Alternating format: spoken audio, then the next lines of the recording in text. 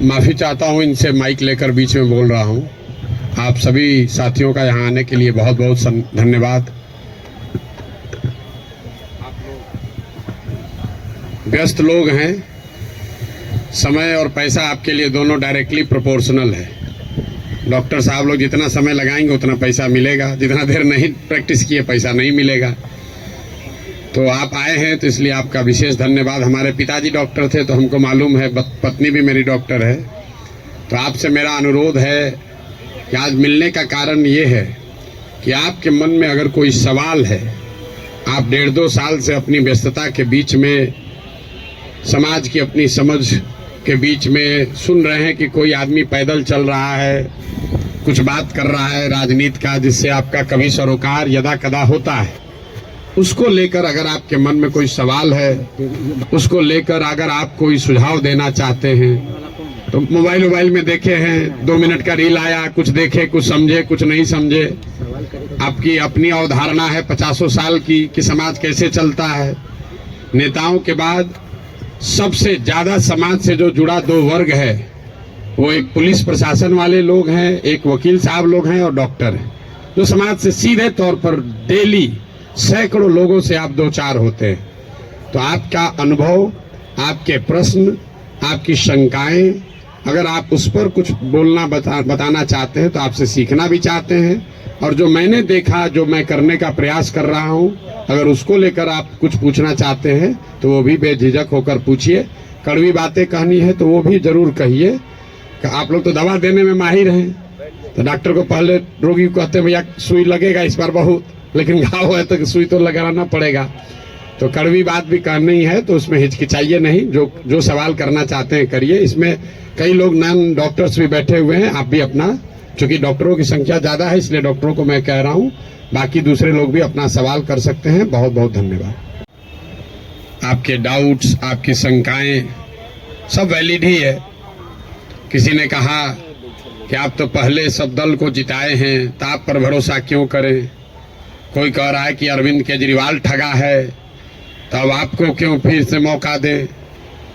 Doctor साहब ने तो पूरा 77 से पूरा हिस्ट्री ही पढ़ के बताया। 77 से ही 47 से तो ज्यादा आप राजनीति का आपको आइडिया नहीं है।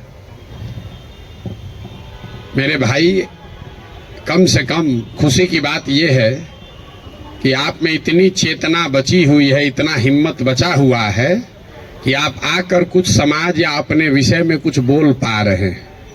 जनसुराज की सबसे बड़ी ताकत, सफलता यही है कि इतने अपने आप को प्रबुद्ध कहने वाले लोग एक क्वासाई पॉलिटिकल प्लेटफॉर्म पर आकर बैठे हुए हैं। न तो नेता और को तो देख के आप पहले डर के भागते हैं कि चंदा उंदा लेगा, क्या करेगा क्या नहीं करेगा।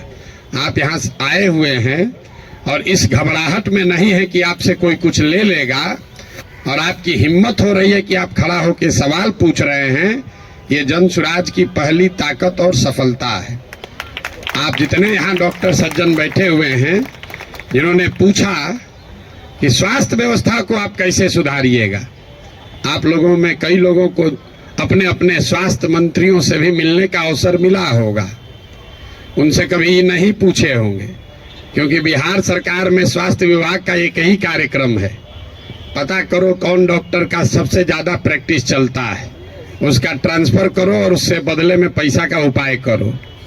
लेकिन आप में से किसी भी डॉक्टर ने आज तक ये हिम्मत नहीं की होगी कि जाकर पूछे स्वास्थ्य मंत्री से, जिसको आप वोट दबाते रहे हैं, कि भैया ये आप स्वास्थ्य सुधारने के लिए क्या करेंगे। पीछे सज्जन ने हमसे माल न्यूट्रिशन की भी बात पूछी है, अलग अलग आपने सवाल किया है, तो आप उन सवालों पर आएंगे, एक एक सवाल का जवाब भी देंगे। आपकी हमारी दुर्दशा इसलिए है कि बहुत साल पहले, सैकड़ों साल पहले, जो ग्रीस के बड़े दार्शनिक प्लेटो ने कहा कि if you do not participate in democracy, be ready to be ruled by your inferiors. अगर समाज में, राजनीति में आप भागीदार नहीं बनोगे तो इस बात के लिए तैयार रहो कि कोई मूर्ख आदमी राजा बनकर आप पर शासन करेगा। तो बिहार की जो दुर्दशा है वो इसीलिए है कि आप चाहे डॉक्टर हैं या व्यवसायी, अपने आप को सो कॉल्ड प्रबुद्ध कहने वाले लोगों ने राजनीति और राजनीति करने वाले व्यवस्था से अपने आप को अलग कर लिया है। और आप सोच रहे हैं कि जो आदमी शराब का व्यापार करता है, जो बालू माफिया है, वो आकर बढ़िया स्वास्थ्य व्यवस्था काहे नहीं बना रहा। ये कोई रॉकेट साइंस नहीं है मेरे भाई। आप बालू माफिया को स्वास्थ्य मंत्री बनाओगे तो उससे स्वास्थ्य व्यवस्था नहीं सुधरेगा। तो अगर आप गलत आदमी का चुनाव करेंगे तो गलत ही होगा। अब मैं शुरुआत करूंगा भाई साहब के सवाल से, क्योंकि इन्होंने वो व्यक्तिगत एक सवाल उठाया है कि आप अब बहुत बड़े ज्ञानी बन रहे हैं, आप ही तो इन लोगों को बढ़ाए। ठीक तो बात है मेरे भाई, हमको आप बहुत ज्यादा क्रेडिट दे रहे हैं। कोई किसी को बना नहीं सकता है। हाँ, ये जरूर बात है कि पिछले 10 बरस में इनमें से कई नेताओं को, दलों को बढ़ाने में हमने कंधा लगाया है। नीतीश कुमार को हमने नहीं बनाया है, लेकिन नीतीश कुमार का जब दुर्दिन हुआ था तो उनको जिताने में मदद की थी, तो वो उसका उतना दोष हमारा है। लेकिन आप यहाँ आज क्यों आए? आप प्रशांत किशोर को सुनने नहीं आए, आप किसी साधारण डॉक्टर के लड़के को सुनने नहीं आए हैं। आप यहाँ इसलिए भी नहीं आए हैं कि हम 2 बरस से पैदल चल रहे हैं। हम 20 बरस पैदल चलेंगे तो एक डॉक्टर अपना 1 मिनट समय नहीं छोड़ेगा। आप इसलिए आए हैं कि 10 बरस हमने वो काम किया है, समाज में लोगों को पता है कि ये आदमी अच्छा है, खराब है, इस आदमी को राजनीति का समझ है। अगर पैदल चल रहा है तो कुछ न कुछ सोचिए कि चल रहा होगा। ये अपने आप को बड़ा मत बनाइए, अपने आप को पेडेस्टल पर मत बैठाइए। हम जब पैदल चलते हैं, लोग दुकान में, दलान में बैठ के हंसता है, क्या ही चलने से कुछ होगा बिहार में। फिर भी हमारे पास आता है, इसलिए आता है कि उसको डर है कि ये प्रशांत किशोर चल रहा है। और वो डर इसलिए है कि 10 बरस हमने वो काम किया है जो आप कह रहे हैं। मैं इसका रेफरेंस क्यों दे रहा हूं? क्योंकि मैं किसी मुख्यमंत्री का लड़का नहीं हूं, मैं किसी प्रधानमंत्री का लड़का नहीं हूं, मैं एक साधारण डॉक्टर का लड़का हूं। और मेरा काम ही मेरा पहचान है। वो काम किए हैं तब आप हमको सुनने आए हैं। हम आपको ज्ञान देंगे कि कैसे चुनाव होगा, आप सुनिएगा। अगर हमने 10 बरस वो काम नहीं किया होता, आप वो बात नहीं सुनते। लेकिन लालू यादव का लड़का, राजीव गांधी का लड़का अगर आकर आपको ज्ञान दे, तो चाहे जीवन में एक भी चुनाव न जीता हो, आप उसकी बात को खूब गौर से सुनिएगा, क्योंकि वो बड़े बाप का लड़का है। तो ये आप बात समझिए कि हमने उनको बनाया नहीं है, और अगर बनाया है तो उसको सुधारने का भी जिम्मा हम ही लेकर चल रहे हैं। आप कुछ नहीं कर रहे हैं। आप पहले भी कमेंट्री कर रहे थे, अभी भी कमेंट्री कर रहे हैं। किसी ने कहा आप पर भरोसा कैसे करें? आप पढ़े लिखे व्यक्ति हैं, अपने आप को प्रबुद्ध बताते हैं। आपसे ज्यादा तो गांव वाले जानते हैं जनसुराज के बारे में। 2 बरस से हम गांव गांव में घूमकर हमारे वोकल कॉर्ड में गांठ पड़ गया। ये बताते बताते कभी जीवन में हमने किसी से वोट नहीं मांगा। हम लोगों को यही बता रहे हैं कि हम पर भरोसा मत करो, किसी दल पर भरोसा मत करो, अपने बच्चों के लिए जगो, वोट अपने बच्चों के लिए दो। गांव वाले को बता रहे हैं, उसको समझ में आ रहा है, लेकिन यहाँ के आदमी को समझ में नहीं आएगा। और आप उससे बेहतर नहीं हैं। ये पढ़े लिखे लोगों को भ्रम है कि हम लोग बड़ा अच्छा है। बिहार का दुर्दशा इसलिए है कि यहाँ का लोग पढ़ा लिखा नहीं है। तो 2-3 ये जो राजनीति का भ्रम है वो आपको दूर कर देते हैं। बहुत लोगों को लगता है कि जो पढ़ा लिखा नहीं है इसलिए बिहार का दुर्दशा है। इस भ्रम को बिल्कुल दिमाग से हटा दीजिए। जितनी गलती पढ़े लिखे लोग कर रहे हैं, उससे कम गलती अनपढ़ लोग कर रहे हैं।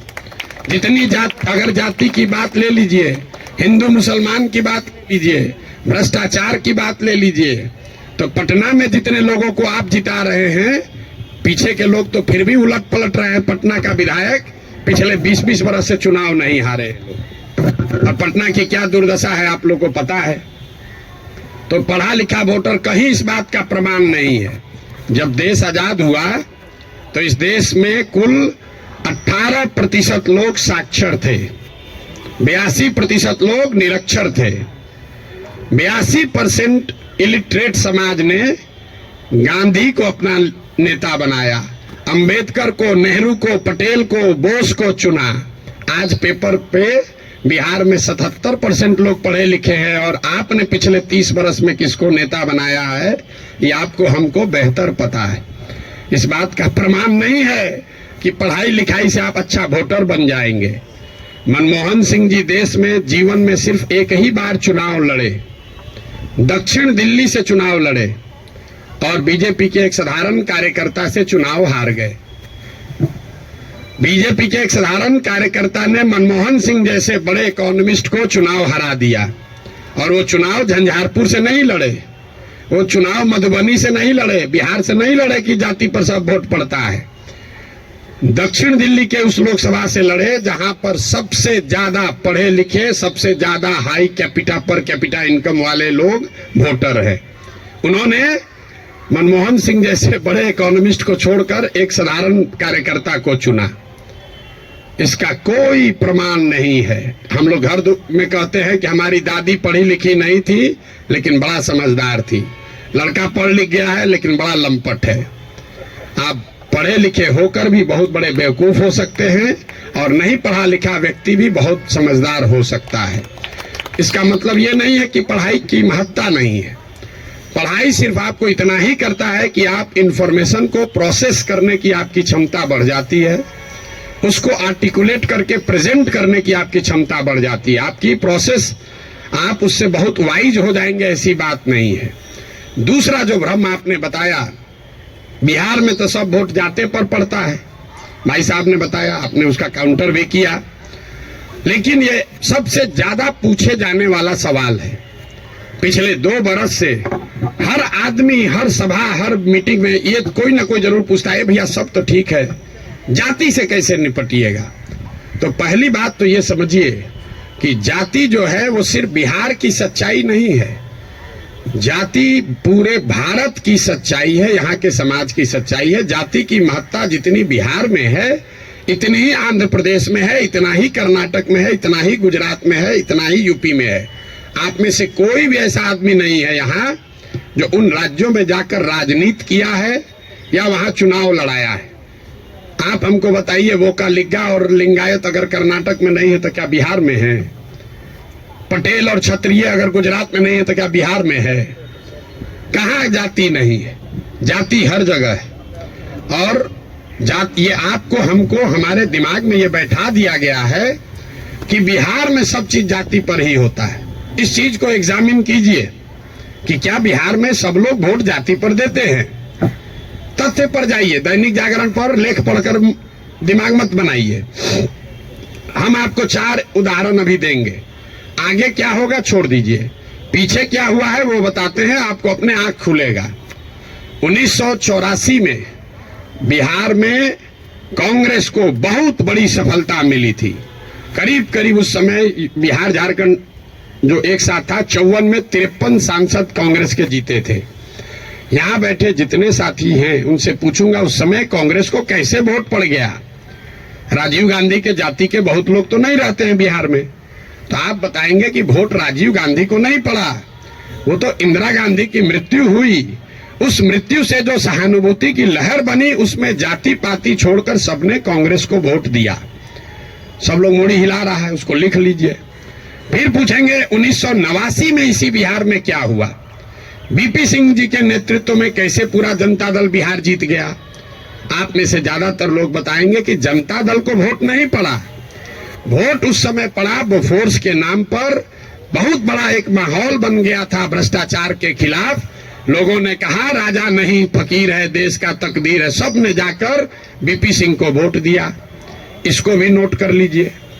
फिर आपसे पूछेंगे 2014 में क्या हुआ, मोदी जीत गए, भाजपा कैसे जीत गया बिहार में, तो आप कहेंगे भाजपा का तो कोई ताकत ही नहीं था, वोट भाजपा को नहीं पड़ा, मोदी को पड़ा। मोदी के नाम पर ऐसी लहर बन गई कि समाज के हर वर्ग ने जाकर मोदी को वोट दिया।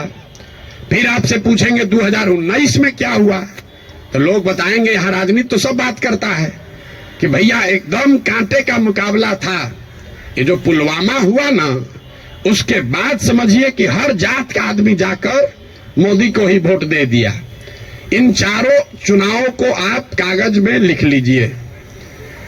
84 एक घटना है, किसी बड़े नेता की मृत्यु और उससे उपजी हुई सहानुभूति की लहर। 89 एक विषय है भ्रष्टाचार, बोफोर्स और उससे बनी हुई लहर। 2014 में एक व्यक्ति है मोदी, जिसके प्रभाव की लहर, और 2019 पुलवामा राष्ट्रवाद की लहर। ये आपको क्या बताता है? अगर कोई व्यक्ति, अगर कोई विषय, अगर कोई घटना, अगर कोई विचारधारा समाज के इमेजिनेशन को कैप्चर कर ले, तो समाज में ये ताकत है कि वो जातियों से ऊपर उठकर वोट करता रहा है। आगे करेगा कि नहीं, छोड़ दीजिए, करता रहा है।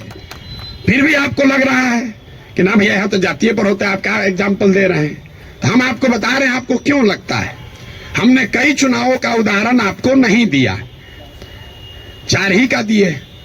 उन चुनाव में क्या हुआ?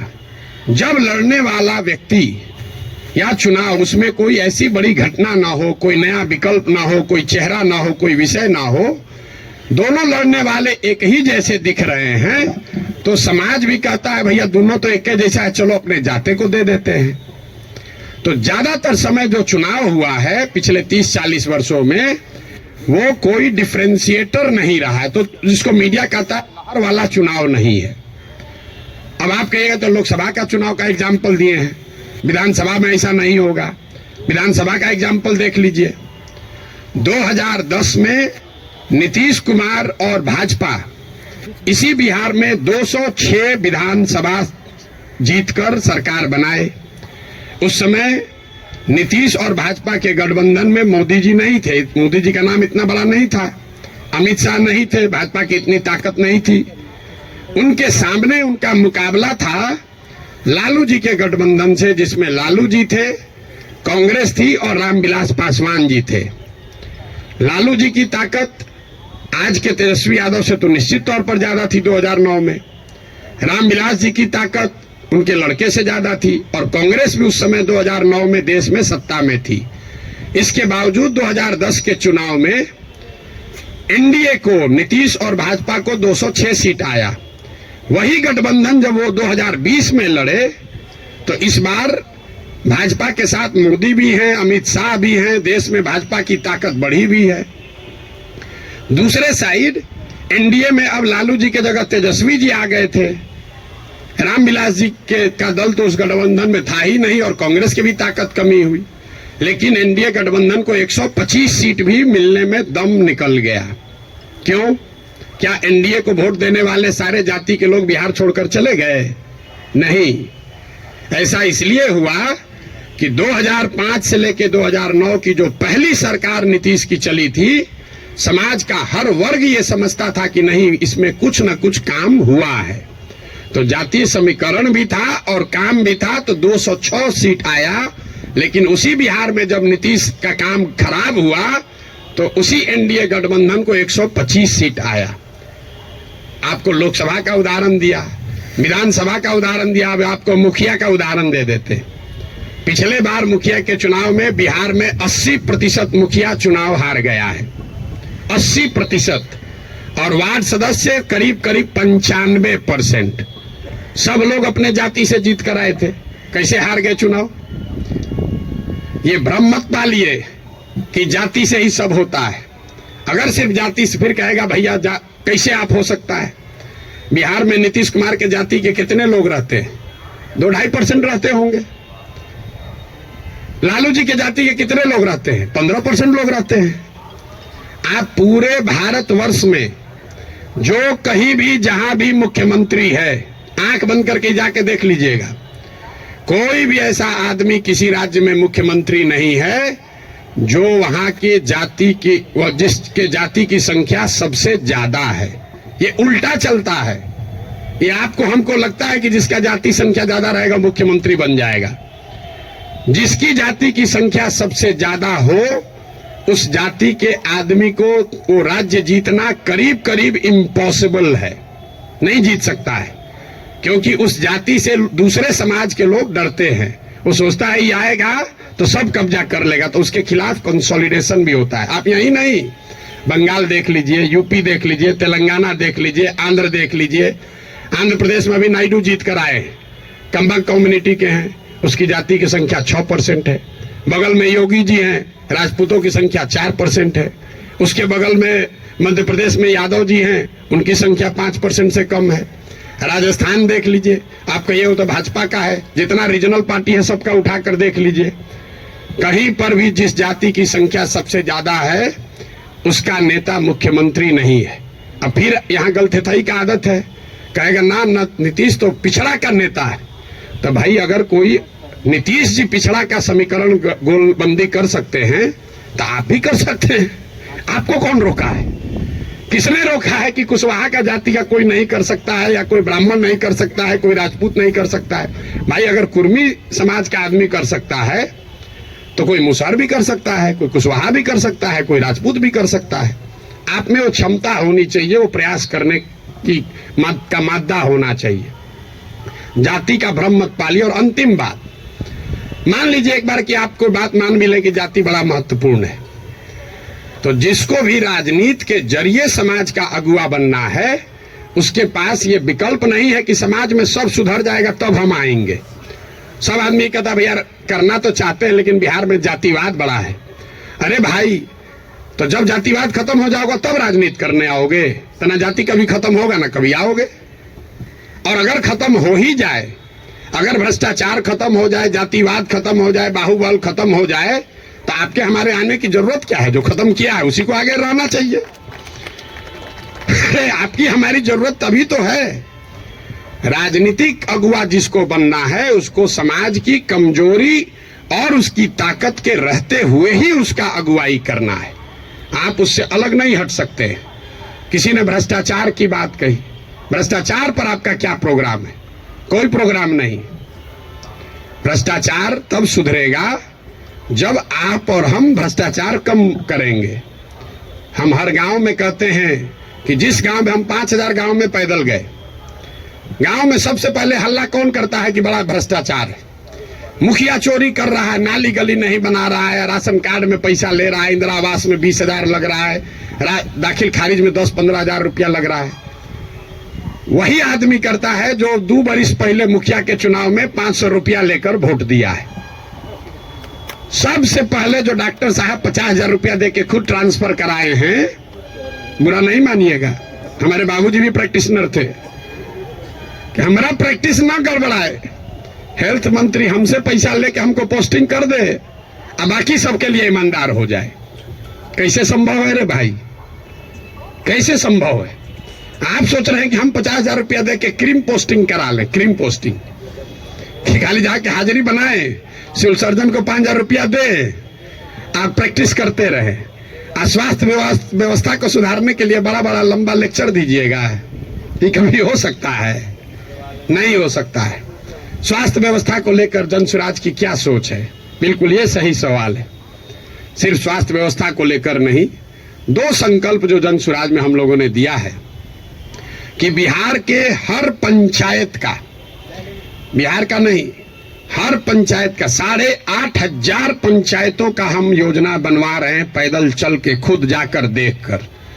और ये तय किया जा रहा है कि उस पंचायत में पढ़ाई की व्यवस्था कैसे होगी, 800 से 1200 रोजगार के अवसर कैसे पैदा किए जाएंगे, और उस पंचायत में जिस तरह की भी खेती होती है उस खेती को खाने वाले खेती से कमाने वाला खेती कैसे बनाया जाएगा। ये 8,500 कार्यक्रम, 8,500 डॉक्यूमेंट जारी करेंगे। आप में से ज्यादातर लोगों को पढ़ने का भी समय नहीं होगा, लेकिन 8,500 पंचायतों का अलग अलग योजना बनाकर जारी करेंगे चुनाव से पहले। उसके साथ साथ बिहार के विकास के लिए जो 10 महत्वपूर्ण पहलू हैं उसमें स्वास्थ्य भी इंक्लूडेड है, उस पर भी 10 साल का विजन डॉक्यूमेंट बनाकर आपको चुनाव से पहले जारी करेंगे। ये बताएंगे कि बिहार में स्वास्थ्य की व्यवस्था को कैसे सुधारा जाए। आप उसको पढ़िए, समझिए, कुछ योगदान देना है योगदान भी दीजिए, सुझाव भी दीजिए, और अगर ठीक लगे तो अच्छा तब अपनाइए, हमारे कहने पर मत जाइए। अब आप कहिएगा कि अभी काहे नहीं जारी किए हैं? अभी इसलिए नहीं जारी किए हैं कि अगर अभी हम वो योजना जारी कर दें तो वो मेरी सोच होगी, उसमें आपकी और बिहार के लोगों की सोच समाहित नहीं है।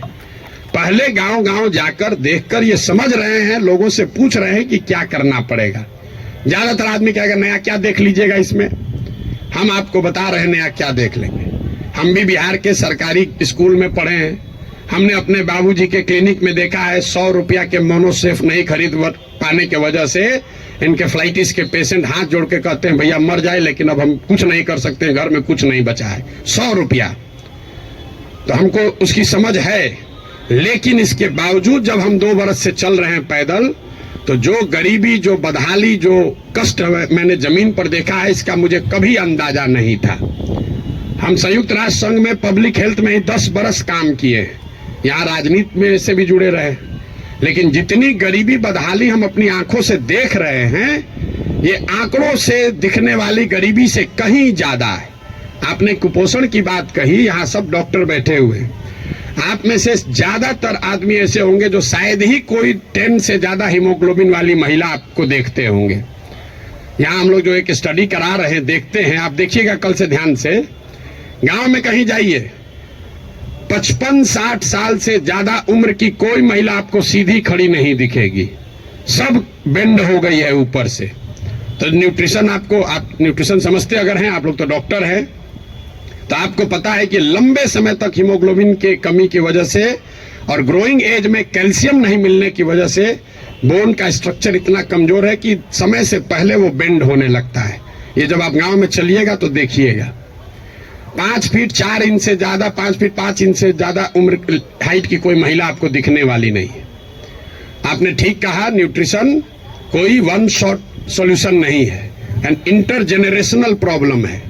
जिस मोदी जी के किताब पेपर की आप बात कर रहे हैं, एक आंकड़ा आपको दे रहा हूं, आज से 300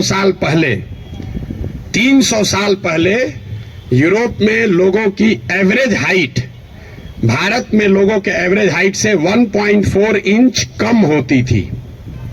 अब यूरोप में 300 साल में on an average 1.6 inch Bharat से ज्यादा हो गई है। 300 वर्ष में करीब करीब 3 इंच लंबाई का असर पड़ गया है। और दुनिया भर में जो डेवलपमेंटल इकोनॉमिक्स पढ़ते हैं उनको मालूम है कि हाइट और लाइफ टर्म अर्निंग में डायरेक्ट कोरिलेशन है। The taller you are more likely to earn higher income and wages than those who are not. इसका मतलब ये नहीं कि जिसका हाइट कम है पैसा कम कमा रहा है, तुरंत लोग गणना करने लगेगा कि तो बड़ा नाटा आदमी को देखें बड़ा पैसा कमा रहा है। Height is a reflection of your overall growth. अब डॉक्टर लोग को हम क्या बताएंगे, आपको समझ है, हाइट दिख रही है और ब्रेन का ग्रोथ आपको नहीं दिखता है। तो जो लंबे समय तक स्टडीज हुई हैं उसमें यह क्लियर बताया गया है कि हाइट और लाइफ टर्म अर्निंग, समाज के सोसाइटी में लाइफ टर्म अर्निंग का डायरेक्ट कोरिलेशन है। तो बिहार में ये परेशानी है, एक झटके में मेरे भाई साहब वो खत्म नहीं हो सकता है। यहाँ किसी ने पर कैपिटा इनकम की बात की, बिहार में पर कैपिटा इनकम है 35,000 रुपया। देश में प्रति व्यक्ति आय है करीब करीब 1,34,000। बिहार का प्रति व्यक्ति आय है 35,000 रुपया सालाना। उसमें अगर पटना और बेगूसराय को हटा दीजिएगा तो ये प्रति व्यक्ति आय घट के हो जाएगा 22,000 रुपया। 22,000 को जरा 365 से डिवाइड कर दीजिए, देखिए कि दिन में कितना हुआ। 100 में 80 आदमी यहाँ दिन में 100 रुपया भी नहीं कमा रहा है। आप किस न्यूट्रिशन की बात करेंगे। मुझे एक लड़का मिला, उसको हम लोग कैंप में शाम में खाना खिलाते हैं, जो लड़के आते हैं, बहुत ज्यादा खा रहा था। तो उसको ऐसे बुला के पूछे, बेटा ये इतना रोज खाते हो? बोला सर आज तक जीवन में ऐसा हुआ ही नहीं कि हम खाना खत्म कर लिए और तसली में अभी चावल बाकी है। आज तक ऐसा जीवन में नहीं हुआ कि हमारा पेट भर गया हो और चावल अभी तसली में बाकी है। जो जितना खाना है उसी से पेट भरना है। आप न्यूट्रिशन की क्या बात करेंगे। इन बातों की चर्चा आपने ठीक कहा जनसुराज में नहीं करते। क्या करें, उसको जो सीधी बात बता रहे हैं कि 100 रुपया नहीं कमा रहे हो ये समझे में नहीं आ रहा है, तो उसको कैल्शियम और हीमोग्लोबिन का कमी बताएंगे तो उसको बुझाएगा। हमको उसको उस भाषा में समझाना है जो उसको समझ में आए।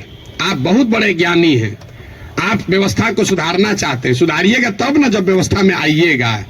तो व्यवस्था में आने के लिए आपको उस भाषा का, उस विषय का, उस तरीके का इस्तेमाल करना है ताकि आप व्यवस्था में चुनकर आए, तभी तो ये बनेगी बात। किसी ने कहा आम आदमी पार्टी की तुलना, आपको एक पैसे भी समझ नहीं है कि जनसुराज क्या है और आम आदमी पार्टी क्या है। आम आदमी पार्टी आंदोलन से निकली हुई एक पॉलिटिकल व्यवस्था है और जनसुराज में प्रशांत किशोर का जनसुराज का आंदोलनों में कोई यकीन नहीं है। हम रोज ये बात कम से कम 100 दफे कह चुके हैं। जनसुराज आंदोलन नहीं है, इसको जेपी के आंदोलन से कंपेयर मत कीजिए और इसको आम आदमी पार्टी के आंदोलन से कंपेयर मत कीजिए, क्योंकि आंदोलन है ही नहीं। क्यों नहीं है? हमको लोग आगे कहता है भैया आंदोलन कीजिए उससे बिहार सुधरेगा। मेरा आंदोलनों में कोई यकीन नहीं है, क्योंकि मानव सभ्यता का इतिहास आपको बताता है, पूरे दुनिया का, बिहार का, भारत का नहीं, पूरे दुनिया का मानव सभ्यता का इतिहास ये आपको बताएगा कि आज तक किसी भी आंदोलन से, फ्रांस की क्रांति को अगर आप अपवाद के तौर पर हटा दीजिए तो किसी भी रेवोल्यूशन से, आंदोलन से कभी समाज का भला नहीं हुआ है। आंदोलन और रेवोल्यूशन जो है वो किसी को सत्ता से हटा सकता है।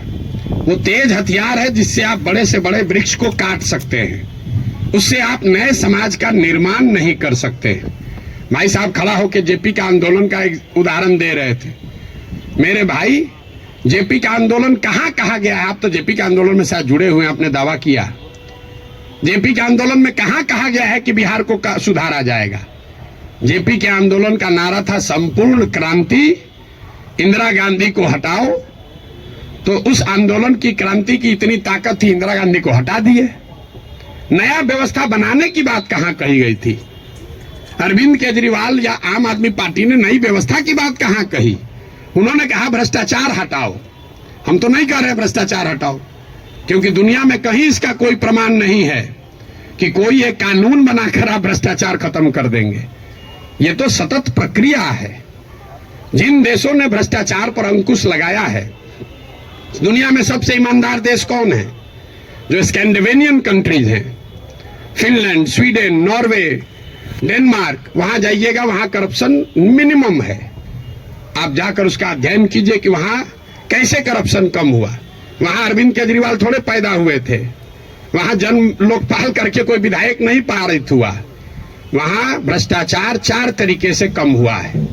पहला, समाज में ये जागृति बनी लंबे समय में कि अच्छे और स्वच्छ लोगों का चुनाव करो, मतलब इलेक्टोरल प्रोसेस को जहां तक हो सके उसको स्वच्छ बनाया गया। आप में से कुछ लोग सोशल मीडिया पर अभी देखे होंगे, नीदरलैंड्स का प्रधानमंत्री अभी आज से करीब 2 हफ्ते पहले 12 बरस प्रधानमंत्री रहने के बाद हटा है, तो वो साइकिल से अपने घर से अकेले निकल रहा है। तो वहां की समाज ने ये व्यवस्था बनाई कि स्वच्छ लोग स्वच्छ तरीके से वोट करें, स्वच्छ लोगों को चुने। दूसरा उन्होंने क्या किया? उन्होंने बहुत बड़े स्तर पर जन भागीदारी, लोकतंत्र को समाज में उतारा। सिर्फ सरकार चुनने की व्यवस्था को लोकतंत्र नहीं बनाया, जो सरकार के नीतिगत फैसले हैं उसमें समाज की भागीदारी करी। और चौथा, बहुत बड़े स्तर पर टेक्नोलॉजी का इस्तेमाल हुआ है। आप लोग जितने लोग आए हैं, ज्यादातर लोग नल जल योजना के बारे में सुने समझे होंगे, बहुत यहाँ ब्यूरोक्रेट लोग भी बैठे हुए हैं।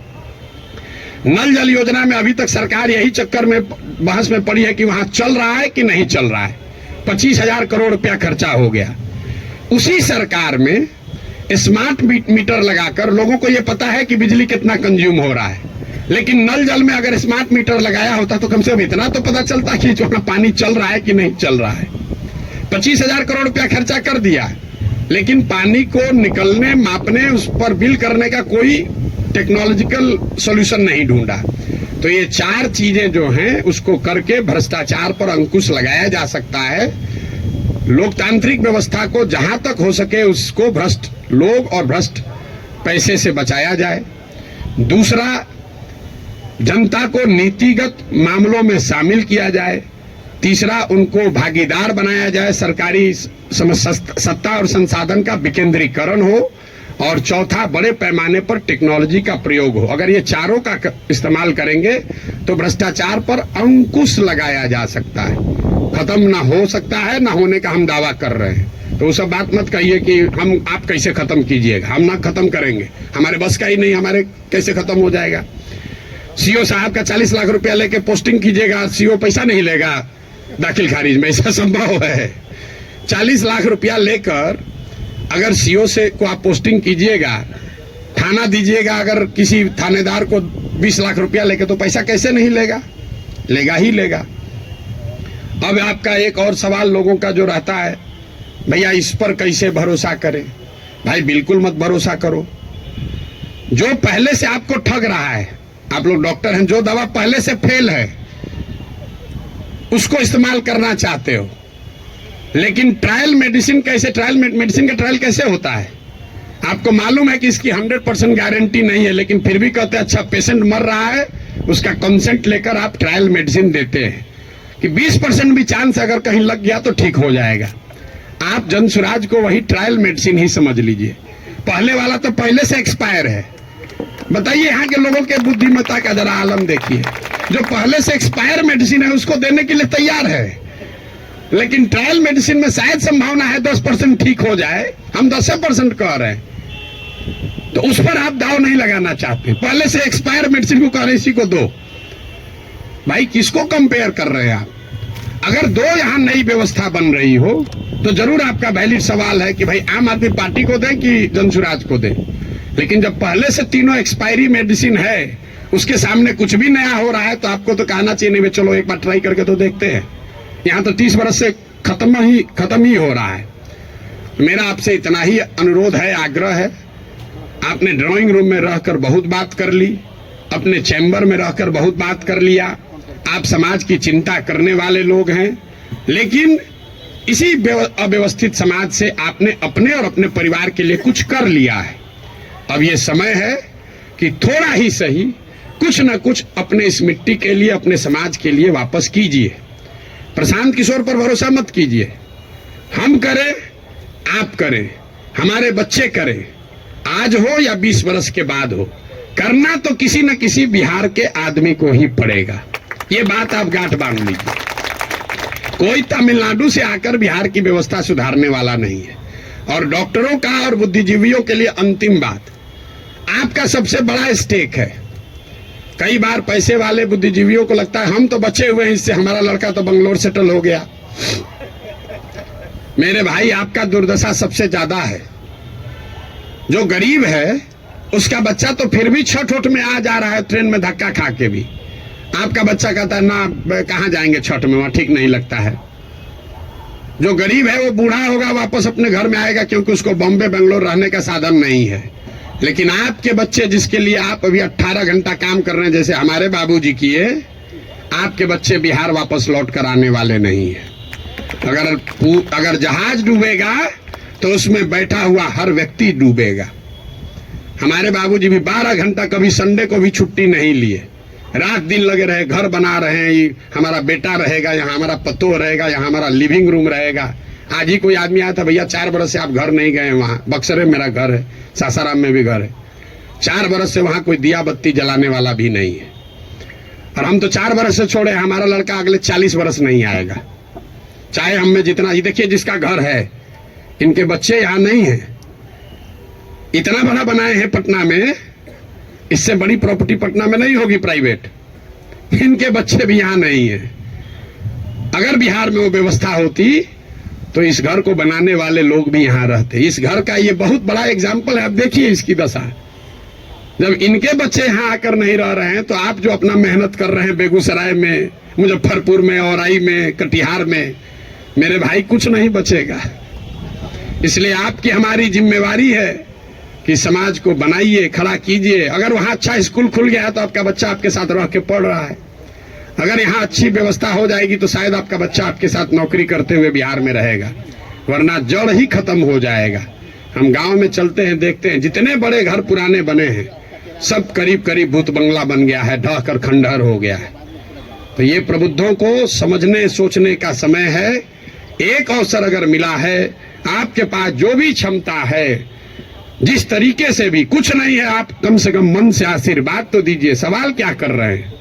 आपको कोई कहता सवाल करने, हमको कोई दिक्कत नहीं, दिन भर आप सवाल कीजिए, हम तो दिन रात यही काम करते हैं।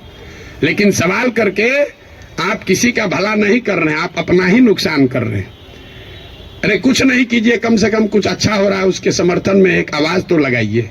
वो भी नहीं कर सकते हैं, गुड विशेष आशीर्वाद तो दे सकते हैं। आपसे तो कोई पैसा मांगा नहीं, वोट तो देने आप जाइएगा नहीं, ऐसे भी वोट देने तो ऐसे भी नहीं जाइएगा। आपका वोट है कहाँ? आप अपने को जबरदस्ती बैठाए हुए हैं एवरेस्ट पर। आपको पूछ कौन रहा है?